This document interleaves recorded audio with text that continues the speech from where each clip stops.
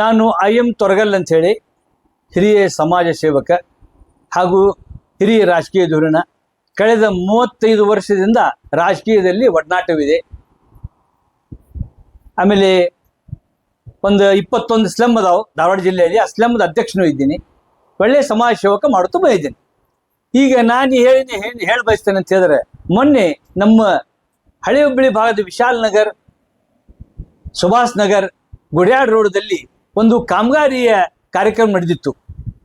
ಆ ಕಾಮಗಾರಿ ದೊಡ್ಡ ಬೃಹತ್ತವಾದ ಕಾಮಗಾರಿ ಅದು. ಆ ಕಾಮಗಾರಿ ನಡೆದಾಗ ನಮ್ಮ ಪಶ್ಚಿಮ ಭಾಗದ ಶಾಸಕರಾದ ಶ್ರೀ ಅರವಿಂದ್ ಬೆಲ್ಲದವರು ಈ ಕಾಮಗಾರಿಗೆ, ಸರ್ಕಾರಿ ಕಾಮಗಾರಿಗೆ ಕುರಾನ್ ಪಟ್ಟಣದೊಂದಿಗೆ ಚಾಲೂ ಮಾಡಿದ್ರು, ಚಾಲನೆ ನೀಡಲಾಯಿತು ಅಂತ ಹೇಳಿ ಒಂದು ದೋಷಮುಕ್ತವಾದ ಒಂದು ಅಪವಾದ ಮಾಡಿ ಒಂದು ಸ್ಟೇಟ್ಮೆಂಟ್ ಕೊಟ್ರು. ಯಾಕ್ರಿಪ್ಪ, ನಮ್ಮ ಭಾರತೀಯ ಸಂಸ್ಕೃತಿ ಪ್ರಕಾರ ಎಲ್ಲೇ ನಮ್ಮ ಗುದ್ಲಿ ಪೂಜಾ ನಡೀಲಿ, ಅಡಿಗಲ್ ಸಮಾರಂಭ ನಡೀಲಿ, ಹಣ್ಕಾಯಿ ತಗೊಂಡ್ಬಾಪ, ಹಣ್ಕಾಯಿ ಪೂಜಾ ಮಾಡ್ರಿ, ಪಾಠ ಮಾಡ್ರಿ, ಪೂಜಾ ಮಾಡ್ರಿ, ಮೌಲಿ ಬಾಯ್ ಶರೀಫ್ ಸಾಬ್ರ ಬರ್ರಿ, ನೀವು ಸ್ವಲ್ಪ ಒದಕಿ ಮಾಡ್ರಿ, ನೀವು ಬರ್ರಿಪ್ಪ ಹಣ್ಕಾಯಿ ಪೂಜಾ ಮಾಡ್ರಿ, ಕುಕ್ಮಾಚಾರ ಭಂಡಾರ ಐತ್ರಿ. ಹಿಂಗೆಲ್ಲ ಒಂದು ನಮ್ಮ ಭಾರತೀಯ ಸಂಸ್ಕೃತಿ ಮೊದ್ಲಿಂದಲೂ ನಡೆದ ದಾರಿ ತರ ಇದೆ. ನೀವು ಯಾಕೆ ಇದನ್ನ ಅಸೂಯೆ ಪಡ್ತಾ ಇದ್ದೀರಿ ಅರವಿಂದ್ ಬೆಲ್ಲದವರೇ? ಯಾಕೆ ಏನಿದು?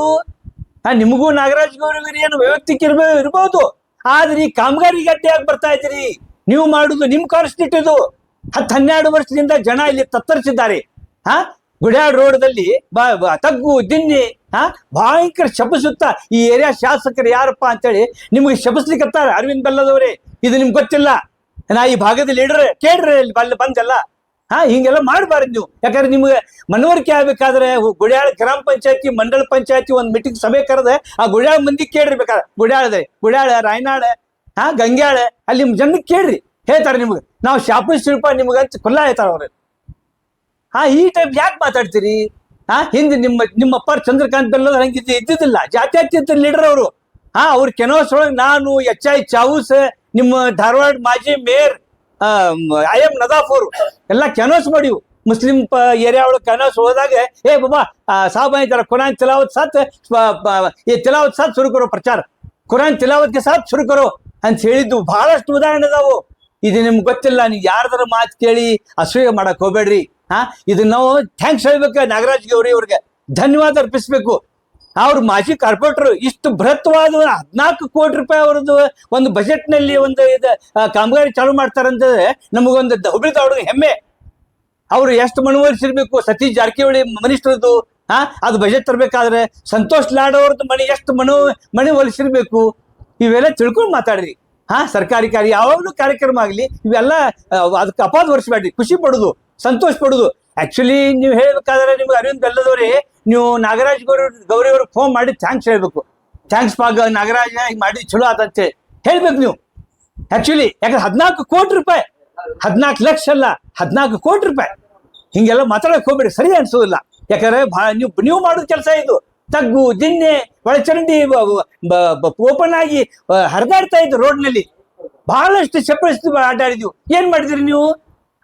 ನೀವು ಶಾಸಕರಾಗಿ ಏನ್ ಮಾಡಿದ್ರಿಪ್ಪ? ಪಶ್ಚಿಮ ಭಾಗದ ಶಾಸಕರಾಗಿ ವಿರೋಧ ಪಕ್ಷ ಉಪನಾಯಕರಿದ್ದೀರಿ ಆಗಿರಿ. ನೀವೀಗ ಬೇಕಾದಂಗೆ ಬಜೆಟ್ ಸಿಗ್ತದೆ ನಿಮ್ಗೆ.